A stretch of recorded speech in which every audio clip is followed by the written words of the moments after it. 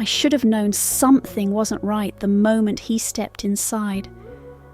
There was something about the way he stood at my doorstep. Too calm, too polite, as if hiding something beneath that perfectly pressed uniform and carefully crafted smile. I hesitated before opening the door, gripping the handle just a little tighter than usual. The quiet evening outside offered no comfort, only amplifying the unease settling in my chest. My husband had left early that morning for a work trip, and though I had grown used to spending nights alone, this time felt different, and not in a good way. "Good evening, Mom," he said, his voice steady but with an undertone that I couldn't quite place. "Just checking in. There have been a few reports of suspicious activity in the neighbourhood. Thought I'd make sure everything's all right here." A recent burglary in the area had everyone on edge, so I told myself it was normal for a policeman to be making rounds, but why tonight? Why, of all houses, mine? I forced a smile and nodded, opening the door wider to let him in. My heart told me to close it, to send him away with a polite "thank you," but my mind told me I was being irrational. After all, he was here to help, wasn't he? The moment he stepped into the living room, it felt as though the air grew heavier. I could hear the soft creak of his boots against the wooden floor, each step sounding louder than it should have. He looked around, scanning the room with an air of curiosity that made me uncomfortable. "Your husband's away?" he asked casually, as though it was the most normal question in the world. I stiffened, caught off guard by how quickly the conversation had turned personal.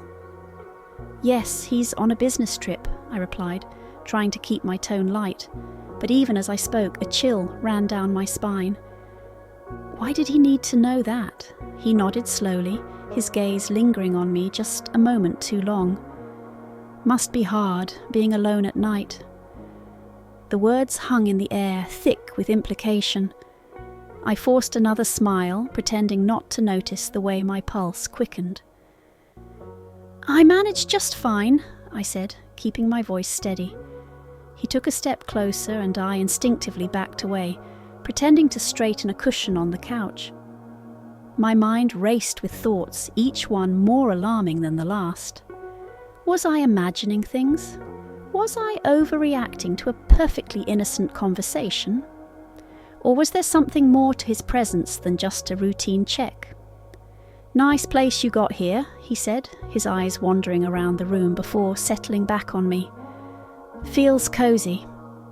"Thank you," I said, my voice quieter now. My fingers tightened around the cushion I was holding as if it could somehow ground me, keep me safe. He moved again, this time toward the window. He peered out briefly before turning back to me, his expression unreadable. "You know, it's not always safe to be alone these days, even in a neighborhood like this. You can never be too careful."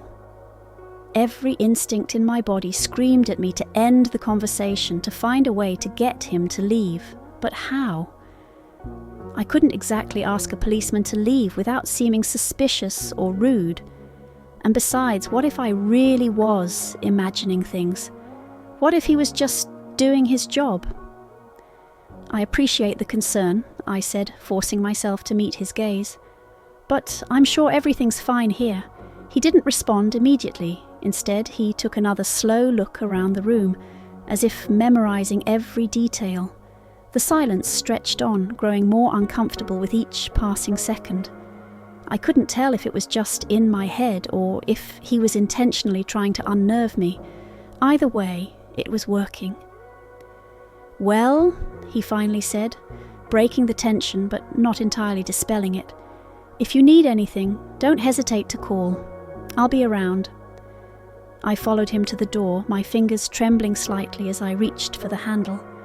He stepped outside, but before I could close the door, he turned back, offering me one last smile, one that didn't quite reach his eyes. "Stay safe, Ma'am."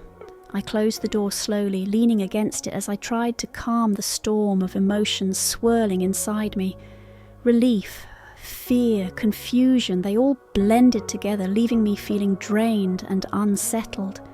I couldn't shake the feeling that something had been off, that the encounter had been more than just a routine check. Was I overreacting, or had I just narrowly escaped something far worse? That question lingered in my mind long after the sound of his footsteps faded away into the night. The door had barely clicked shut before a shiver ran down my spine. Something about his parting words, that unsettling smile, made it impossible for me to shake the growing dread. I tried to focus on the faint hum of the television in the background, hoping the familiar sounds would drown out my thoughts. But before I could steady myself, there was another knock at the door.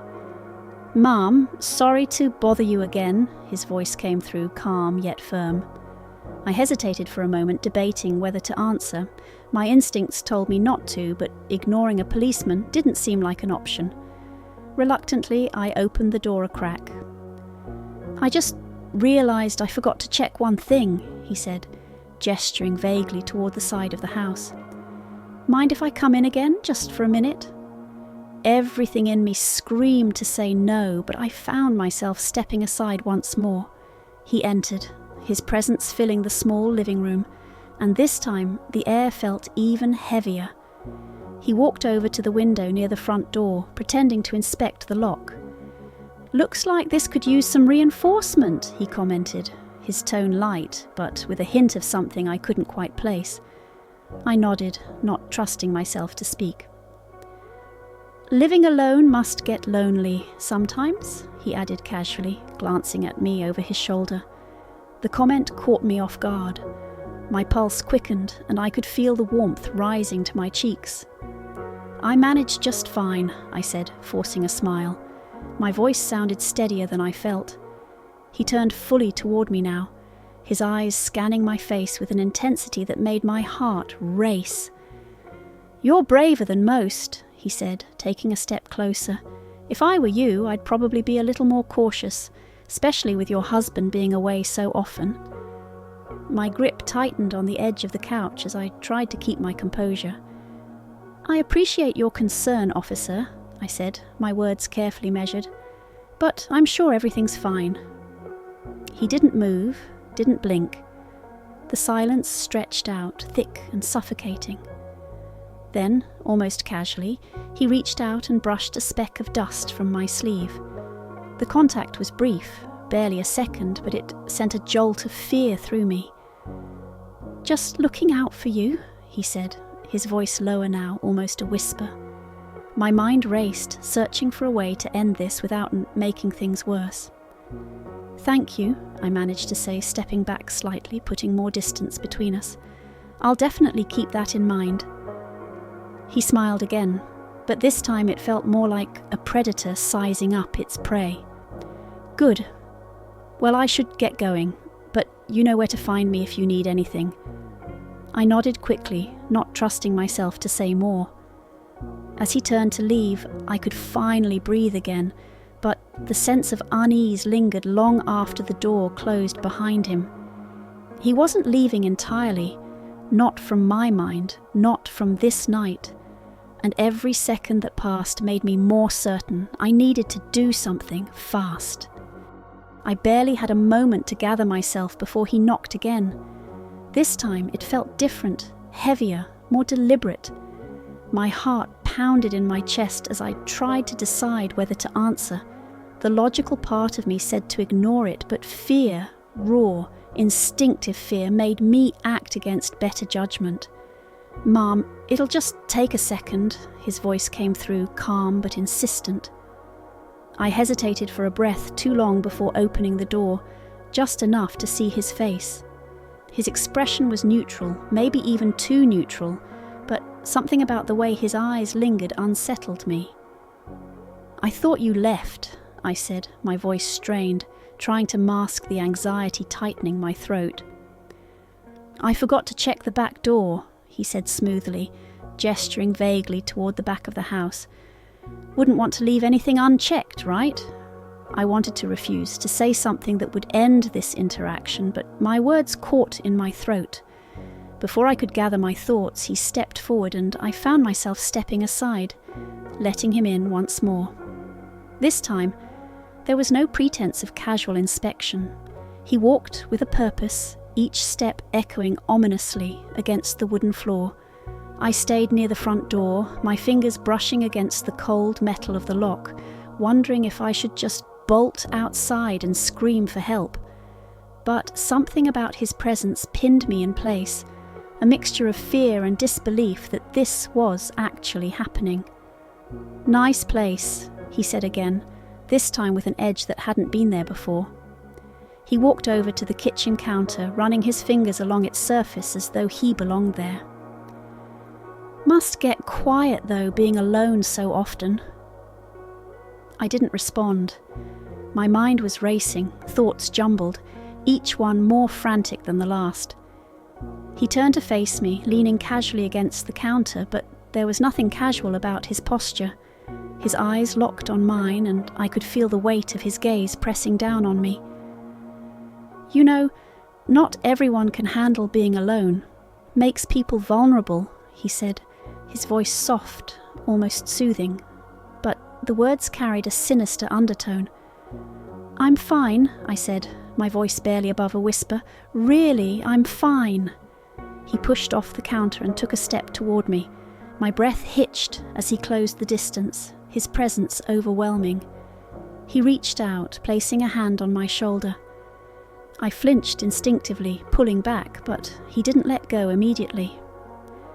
"Relax," he said, his grip tightening for a fraction of a second before releasing me. "I'm just here to help." Panic surged through me. I needed to find a way out, but every option seemed risky. My phone was on the table behind him, too far to reach without drawing attention. Running to the door felt impossible with him standing so close. Just as I was about to say something, anything to break the tension, a loud noise from outside shattered the suffocating silence. It sounded like a car pulling into the neighbour's driveway, followed by the clatter of a garbage bin being moved. He picked me up and took me to the bed, forcefully did many things to me, and I passed out. I didn't know what happened. After some time he woke me up, splashed water on my face, and then took me out of the room. The sound startled both of us. He glanced toward the window, his expression momentarily shifting to something unreadable.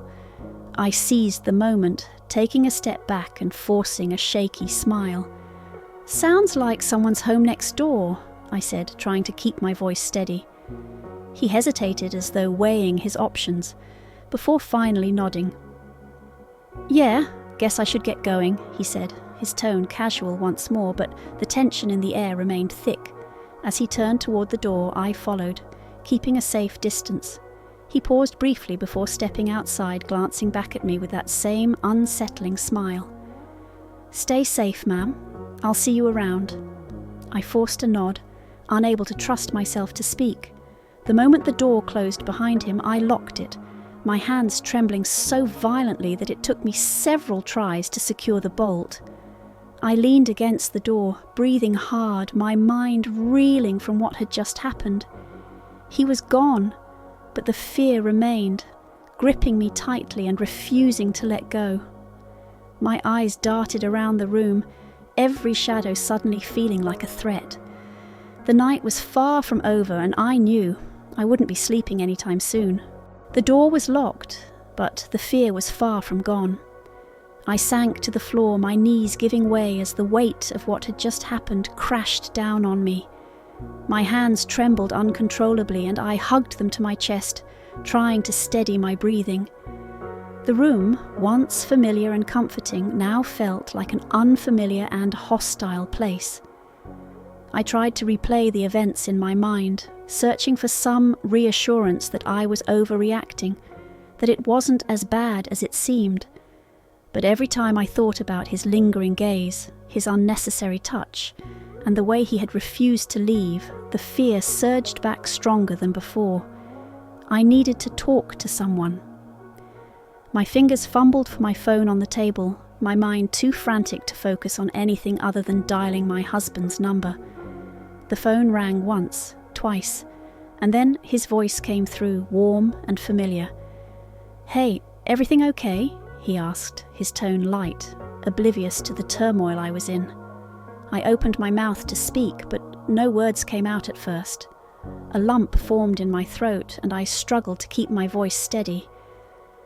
"Something happened," I whispered, barely able to get the words out. "A police officer, he was here." There was a brief silence on the other end, followed by a concerned, "What do you mean? What happened? Are you all right?"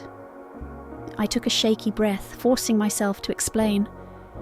"He said he was checking on the neighborhood, but he came inside. Twice. He wouldn't leave, and he touched me." My voice broke on the last word, and tears welled up in my eyes, threatening to spill over. "Did he hurt you?" my husband asked urgently, his voice laced with worry. "No," I said quickly, though my heart was still racing. "But he didn't have to. It was the way he looked at me, the things he said. I didn't feel safe." "You need to call the police," he said firmly. "Report him." "But he is the police," I whispered, the reality of those words settling over me like a dark cloud. "Who would believe me? What if they think I'm making it up?" "I believe you," he said softly, his tone reassuring. "And I'll be home first thing in the morning. Just stay inside, lock the doors, and don't open it for anyone." After we hung up, I sat there in the silence, the weight of the night pressing down on me. Sleep was out of the question. Every creak of the house made my heart jump. Every shadow felt like a threat. The hours dragged on, and by dawn, I knew one thing for certain. I couldn't live like this. The fear had taken root too deeply, and I needed to take back control. The next day, I called a locksmith and had every lock in the house replaced. I also looked into security cameras, wanting every possible safeguard in place. But even with those measures, the unease lingered. Moving crossed my mind more than once, but I wasn't ready to make that decision yet. I thought about reporting the incident again and again. I weighed my options, considered what might happen if I did. The fear of not being believed, of facing further harassment, loomed large. But so did the thought of doing nothing, of letting him get away with it. By evening, I still hadn't made up my mind, but one thing was clear: my home, the place that was supposed to be my sanctuary, no longer felt safe. And as I sat there, staring out the window into the darkening night, a chilling realization settled over me. Sometimes the real danger isn't the one breaking in. It's the one already inside, the one wearing a badge, the one you thought you could trust.